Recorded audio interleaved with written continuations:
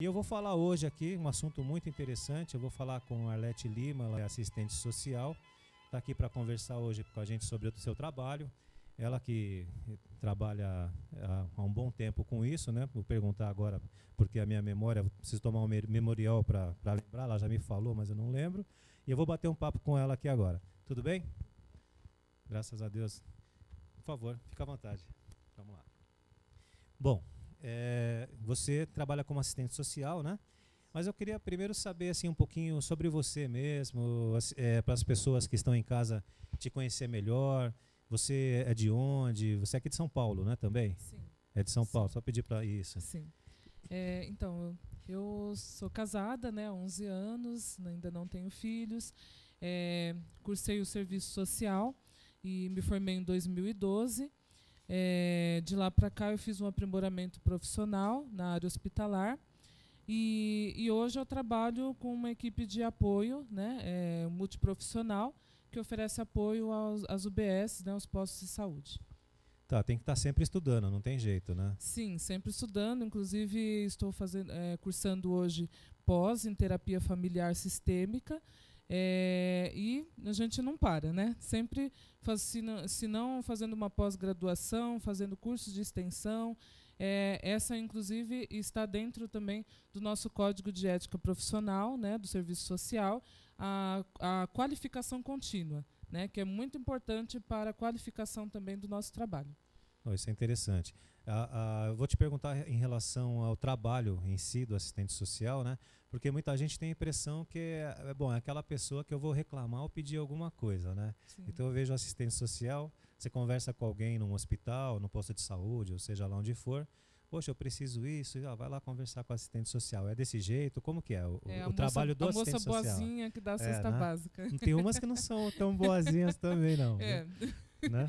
Então, o serviço social, né, o profissional do serviço social trabalha, né, em defesa da população, em defesa dos direitos intransigentes dos direitos humanos, né?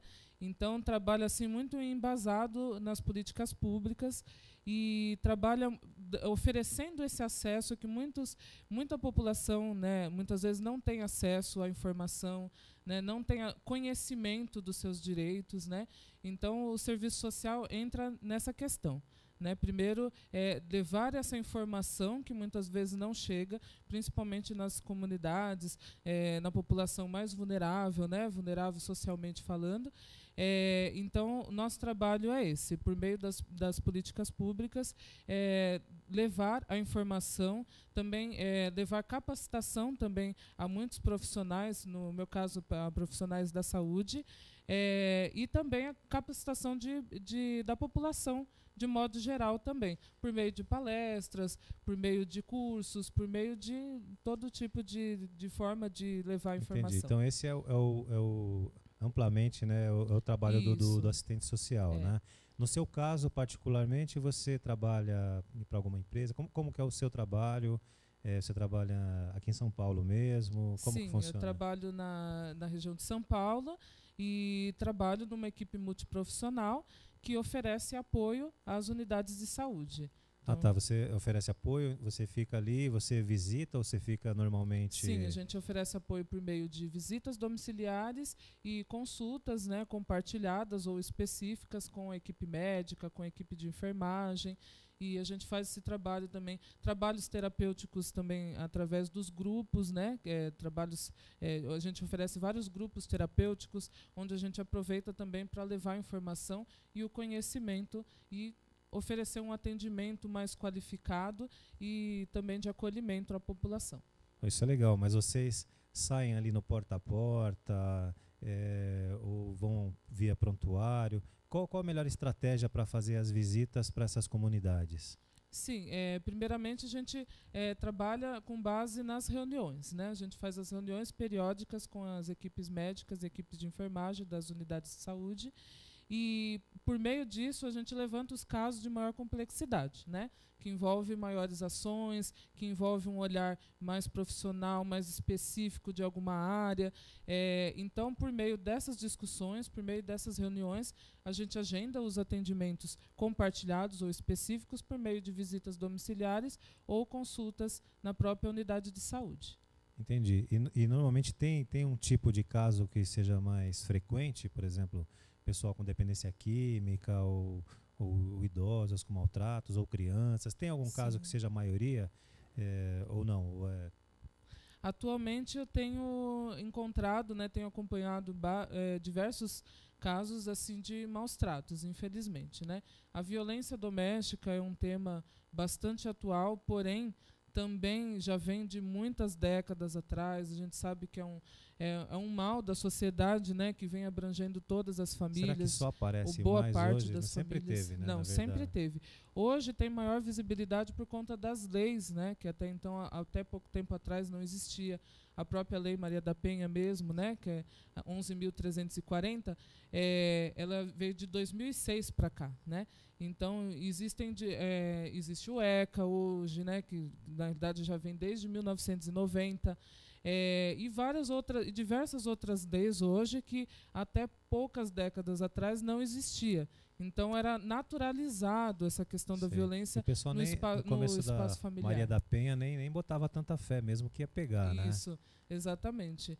E é muito bom que tem tido bastante visibilidade. O movimento feminista, inclusive, tem batido bastante assim nessa questão, né? Tem lutado muito para dar maior visibilidade ainda, para implementar essa lei, né? Porque não basta só criar a lei, né? Ela existir no papel, ela precisa também ser colocada na prática, né? Precisa ser respeitada pelas autoridades. Então, o movimento feminista entra de uma forma assim bem incisiva nessa questão. E com isso nós temos encontrado bastante avanço. Só uma colocação aí em relação ao movimento feminista. Eu estava conversando com um amigo meu esses dias e a gente estava falando, poxa, hoje em dia é tudo um pouco mais fácil, por quê? Por causa das redes sociais. Então coloca ali, fulano é isso ou é aquilo. Então, ou seja, é muito mais rápido. Já no caso das conquistas, né, nas conquistas das mulheres, das feministas no caso, elas tiveram muita força, na verdade, né? Porque elas não tinham todo esse apoio de mídia, não tinha tanta penetração, né, os seus movimentos, e conseguiram grandes avanços, né? Sim, sim. Inclusive, a mídia, às vezes, acaba reforçando essa questão do machismo, essa cultura já enraizada, né, do patriarcado, né? Então, a mídia, muitas vezes, acaba trazendo, né, o outro lado, ao invés de mostrar, né, a questão dos direitos da mulher, a questão de mostrar os limites que existem, né, nas relações. Então, assim, o movimento feminista veio justamente para não só criar a lei, né, lutar em defesa dessa lei, mas também para implementar e também mudar, né, desconstruir essa cultura naturalizada, né, do machismo, do patriarcado, que veio ao longo da nossa cultura social, né? É difícil mudar, né? Não é fácil. Inclusive, infelizmente, diversas mulheres morreram, né, perderam a vida lutando, né, em defesa disso. Não foi uma coisa fácil, não foi uma coisa da noite para o dia. Nós ainda estamos lutando muito, né, ainda em busca desses direitos, mas encontramos já diversos avanços, né? A gente vê hoje a mulher ocupando os espaços públicos que até então destaque, era vetado, né? A mulher hoje ocupando o mercado de trabalho. Também, né? Exatamente, inclusive na presidência. Então, hoje as mulheres são representadas de uma forma muito mais abrangente do que até poucas décadas atrás. Então, isso foi com muita luta. Em cima da pergunta que eu te fiz, né, que a gente voltar, estava falando sobre a maioria de um tipo de caso ou de outro, mas aí eu fico pensando, agressão a mulheres ainda, elas são em grande número ou não? Sim, infelizmente, a cada 4 minutos uma mulher é agredida ou assassinada, né, no Brasil, apesar da lei, né, apesar dos avanços, apesar dos serviços hoje que existem em defesa dessa mulher. ainda é grande o número Nossa, de o número é mulheres que muito sofrem. alto, né? Exatamente. O número é muito alto, realmente é preocupante, né? E idosos, tem casos que vocês visitam, veem maus tratos de idosos, crianças também? Bastante, bastante. Hoje encontra-se muitos idosos, né, abandonados literalmente, né, pela família, porque os filhos se casam, né, têm os seus filhos e vão viver a sua vida e muitas Esquecem que vão vezes, ficar idosos exatamente, também, né? esquecem que vão ficar idosos e que os filhos deles estão assistindo, né, esse comportamento e os filhos tendem a exemplo. reproduzir exatamente o que vê através dos pais, né, que fica muito mais marcante a educação que é posta do que a que é falada. Assim, o exemplo, né? O exemplo você dá é o que normalmente a criança vai seguir, né? Porque se Exatamente. você falar uma coisa e tiver outro tipo de atitude, fala, poxa, Exatamente. a pessoa fala uma coisa, faz outra, então você já O começa a pai, perder por o exemplo, respeito, né? repreende o filho quando fala um palavrão, mas ele Sai falando palavrão. fala: ah, eu não admito que você fume um cigarro, mas ele fuma. Verdade. Né? Então, assim, a gente vê, inclusive, ele não admite que o filho grite, mas ele só educa naquela base da gritaria, né? Só Da berrando com o violência. Então, é isso que ele está ensinando para aquele filho. E ele esquece que aquele filho, que é uma criança hoje, amanhã, né, ele vai ser Vai ser um adulto. e que ele vai ser um idoso como o pai, né, hoje, que ele abandona. Se conseguir chegar a uma idade, né, se conseguir. Exatamente. É verdade. Então, a gente sabe que hoje os idosos, eles não têm, assim, hoje existe uma maior expectativa de vida, as pessoas vivem por mais tempo, porém, economicamente, a gente sabe que as pessoas, a maioria delas, não tem grandes recursos e muitas vezes são dependentes dos filhos, né? Sim, e isso sim. ajuda também, no caso, alguns comportamentos de maus tratos e de falta de denúncia também, ou não? Você acha que isso interfere? O fato do idoso depender financeiramente do filho, do neto, do sobrinho? Com certeza, com certeza. Inclusive, a gente estava falando aqui da violência contra a mulher, né, que é um dos principais motivos também, que muitas vezes impede, né, que essa mulher saia daquela situação de violência, a dependência econômica do marido. A mesma coisa os idosos, né?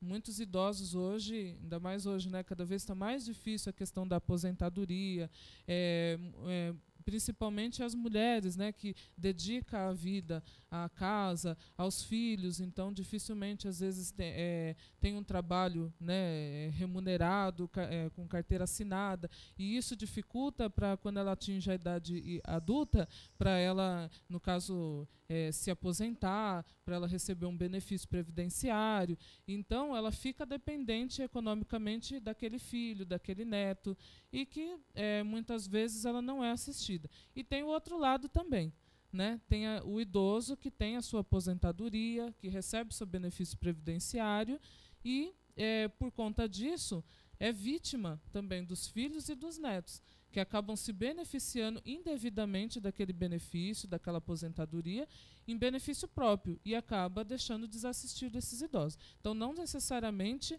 aquele idoso ele é dependente economicamente do filho. Tem as duas situações. Tem o caso que ele tem a renda, né, às vezes até recebe um aluguel de uma casa, de uma propriedade, por exemplo, só que aí a família toda quer administrar, mas ninguém quer cuidar. Aí fica difícil, né? Exatamente. Inclusive, teve um caso agora recente que a filha bateu na mãe porque a mãe negou dar dinheiro, né? Uhum. E essa filha, ela guarda o carro na vaga da casa da mãe. A mãe, quando vê a filha chegando, já tranca a casa toda, né?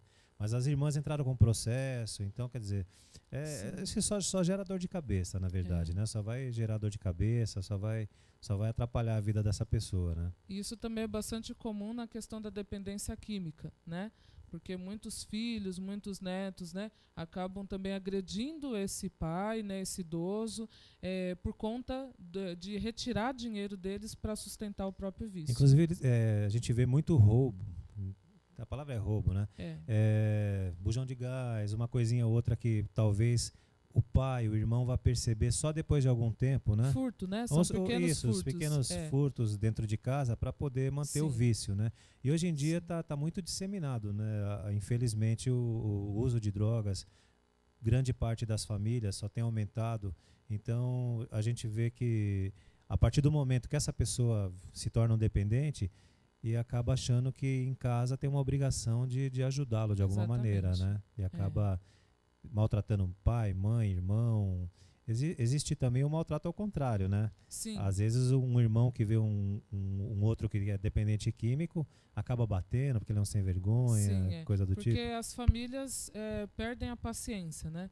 Então, assim, já são muitas situações envolvendo as relações, já um contexto histórico já de décadas, de gerações, é transgeracional, né? Então, assim, as famílias muitas vezes perdem a calma, perdem o controle e numa tentativa desesperada, né, de tirar aquela pessoa da dependência, muitas vezes acaba cometendo uma outra violência e revitimizando a pessoa que é dependente químico. Não entende que aquela pessoa ela sofre de uma doença, que ela é dependente, que ela não consegue muitas vezes ter controle sobre as próprias ações, sobre as próprias atitudes, e a família acaba reforçando essa questão da violência, ao invés de apoiar, né, ao invés de ter aquele olhar acolhedor, muitas vezes acaba reforçando e reproduzindo essa É que violência. falta todo tipo de informação também, né? A gente Sim. sabe que você ter uma pessoa assim sob o mesmo teto é uma situação muito difícil, né? Mas eu também acompanhei bastante, a gente visitei bastante clínicas e a notícia que a gente tem é o seguinte, que a pessoa que é usuária chega um determinado momento que ela já não responde mais por ela, né? Sim. Ela se tornou uma doença, parte do seu cérebro, claro, foi corrompido, entre aspas, né? Não sei se é essa palavra. E segundo, por exemplo, um psicólogo que eu conheço, a gente conversa bastante, essa pessoa ela já se torna uma mentirosa, não só para os outros, mas para ela mesma, né? E gera aquele conflito dentro da sua cabeça e ela vai para conseguir o seu objetivo final, que é no caso o consumo de drogas, ela vai enganar a si própria, vai enganar os outros, até conseguir chegar ali no seu objetivo final, né? Sim. E então, ou seja, é uma doença. Às vezes você achando que apenas com um bate-papo, é claro que vai ajudar, mas não é o caso que você vai curar. Tem profissionais qualificados para fazer esse tipo de serviço, né? Sim, sim. Para fazer esse tipo de acompanhamento. Então é bom a gente sempre estar de olho. Existe, depois vou até te perguntar, caso de internações, compulsórias inclusive, né? Que são aquelas que são feitas contra a vontade do paciente, né? Mas em cima disso que você está me falando, eu fico imaginando vocês chegando nas casas, batendo ou agendando, né? Vocês agendam também Sim, visitas, né? agendamos os atendimentos. As famílias te recebem bem? A sua equipe, no caso, né? Eles recebem bem vocês ou não? A questão do receber, eu acho que depende muito da postura do profissional quando chega na residência, né? Então, assim, a gente tem um preparo, né? Tem todo um preparo teórico e prático para que justamente chegar, para trabalhar essa questão da abordagem, né? Então, assim, mesmo que seja um caso de maus tratos, mesmo que seja uma denúncia, a gente vai no sentido de, primeiramente, ter um olhar, né, mais ampliado para a questão, porque muitas vezes a mãe que, por exemplo, pratica maus tratos contra os filhos, ou que simplesmente tem dificuldade em administrar a educação dos filhos, muitas vezes ela não foi cuidada, né? Muitas vezes ela já tem um histórico lá atrás que ela também não teve um pai, não teve uma mãe com um olhar, né, assim, acolhedor, né, não teve os princípios básicos familiares. Hoje, infelizmente, as famílias estão sendo assoladas, né? Então é muito comum, por exemplo, os filhos que crescem e não conhecem os pais, não têm nenhum contato. E também é comum os filhos que conhecem os pais, mas é como se não conhecessem, que reside na própria casa, mas que é ausente, não tem aquele olhar para o filho, não tem aquele vínculo, né, com o filho. Isso é muito triste, Isso. né? Então, assim, uma pessoa que não tem o cuidado, dificilmente ela vai saber cuidar. Ou seja, carinho para um filho nunca é demais, né? Então Exatamente. A gente sabe que a questão dos filhos não é só a questão financeira que vai suprir todas as necessidades dos filhos. Muitas vezes, hoje os pais trabalham, né? O pai, a mãe trabalham. Verdade. E ficam muitas horas fora de casa.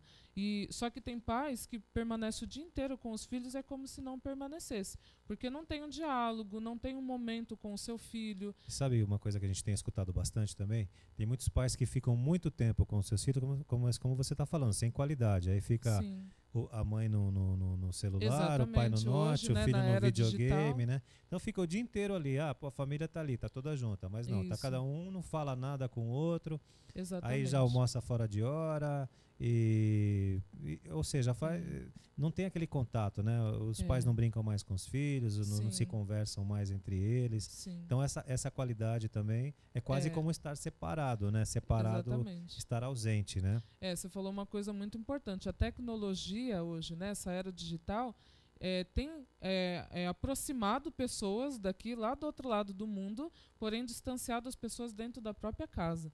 Né? Hoje em dia, cada um no seu quarto, não tem mais aquela coisa da refeição ao redor da mesa. Sim, Né? e isso é uma coisa muito importante, né? As Exatamente. pessoas sentarem. A gente sabe que às vezes estão na escola, outro na faculdade, outro está trabalhando, mas no momento que estiver em casa, sentar todo mundo ali com calma, né, para jantar, é uma coisa importante, né? É Sim, um elo familiar. Não são tantas as oportunidades como você falou. Às vezes o pai trabalha, viaja, a mãe foi embora, ou vice-versa. Só que aquele momento que você está junto, senta, come e pergunta como foi seu dia, desliga a televisão, sim. não é verdade? Acho que isso, Exatamente. isso é uma coisa também muito importante É, que falta, né, nas sim. famílias hoje também, Sim. né? E aí, por conta disso, que a gente tem um certo detalhamento, né, das informações, porém a gente chega na casa da pessoa com outro olhar, né? A gente vai olhar todo o contexto social. Essa é uma especificidade do serviço social, né, do profissional do serviço social. Então, a gente vai com esse olhar mais ampliado, justamente para acolher, para orientar, né? Não é nosso dever, a nossa função, né, já chegar com a questão da denúncia. Claro, se é um caso mais grave, né, que envolve risco para uma criança, para um adolescente, para um idoso, né, que não dá para esperar, né, é claro, tem os casos que a gente realmente já tem que entrar com denúncia. Aí envolve até conselho tutelar, talvez, né? Exatamente, aí é quando a gente aciona o Conselho Tutelar, o Ministério Público, então a gente já procura outras esferas, né? Mas tem os casos que não, a gente tem como a gente primeiro avaliar a situação, a gravidade, para ver se aquela denúncia que chegou até nós é realmente daquela forma, porque tem essa coisa também, né? Muitas vezes vem aquele olhar de fora, né? A pessoa não sabe o que se passa dentro, no interior daquela E o pessoal casa. mascara, por exemplo, você marca uma visita. Hoje eu estou sabendo que tem um idoso lá que sofre maus tratos.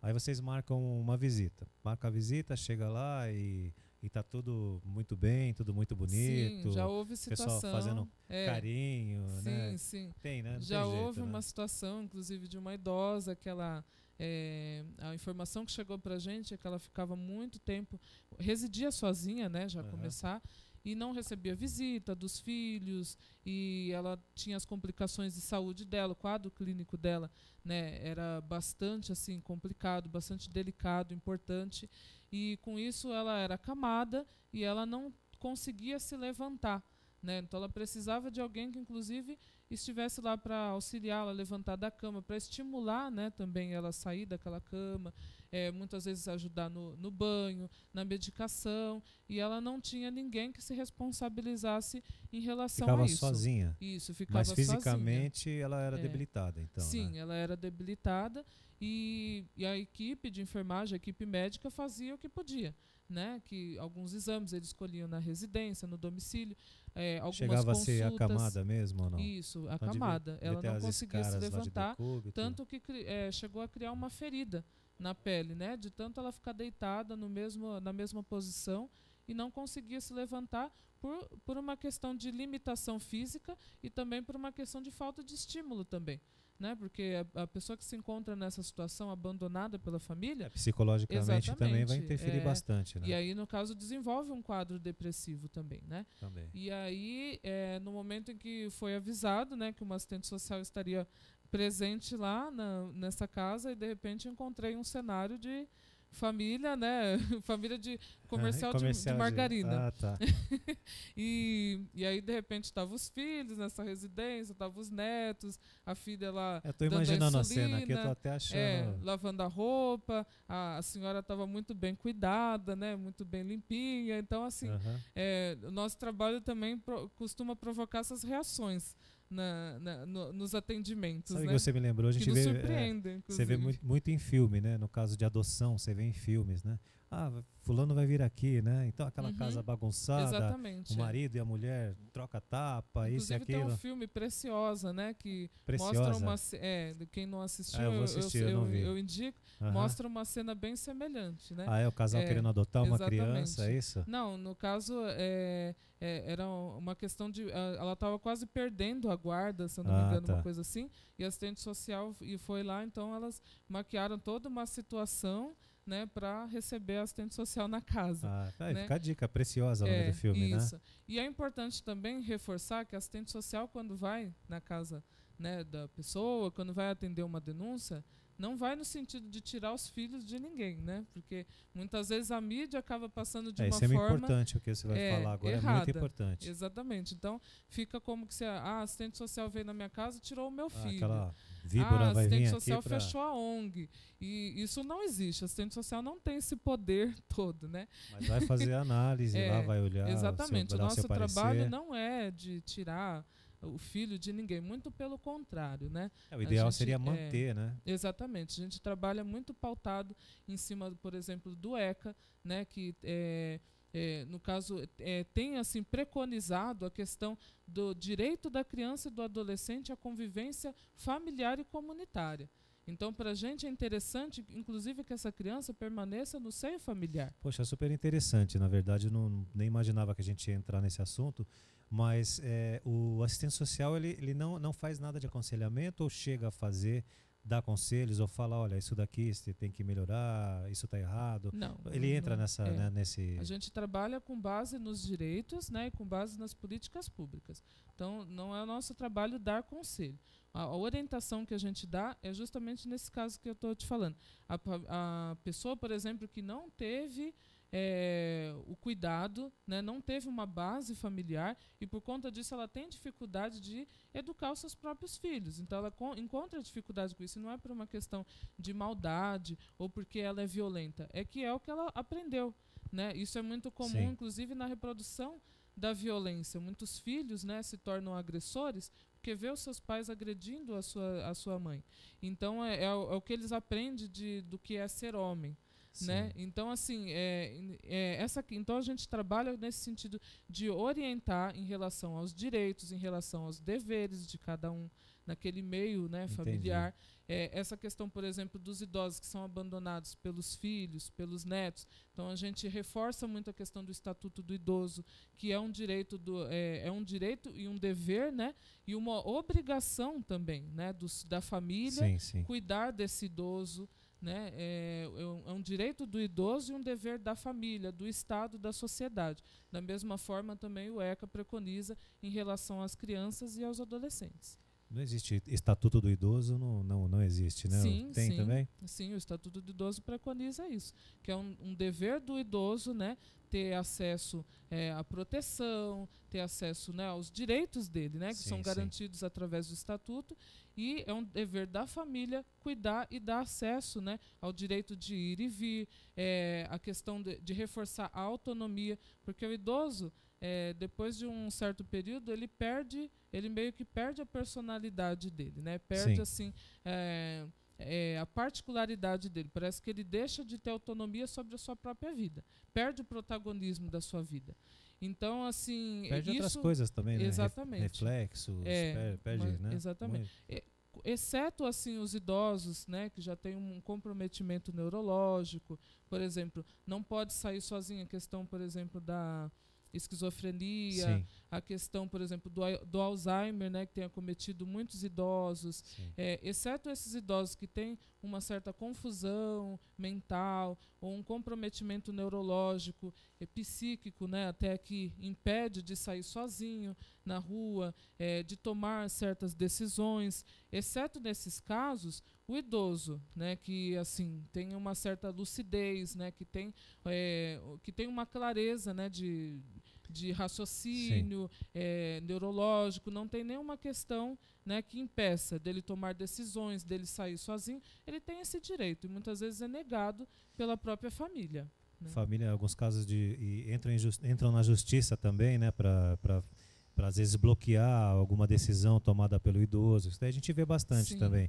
Eu já vi casos também de pessoas procurarem médicos para ter que atestar a sanidade mental do idoso, né? Coisas do tipo. Isso é muito comum quando o idoso tem um bem, né? Ou recebe uma determinada renda, né? E aí a família muitas vezes quer interditá-lo para administrar, como eu te falei, né? E todo mundo quer administrar, todo mundo quer sua porém fatia ninguém no bolo, quer cuidar. Né? Exatamente. Verdade.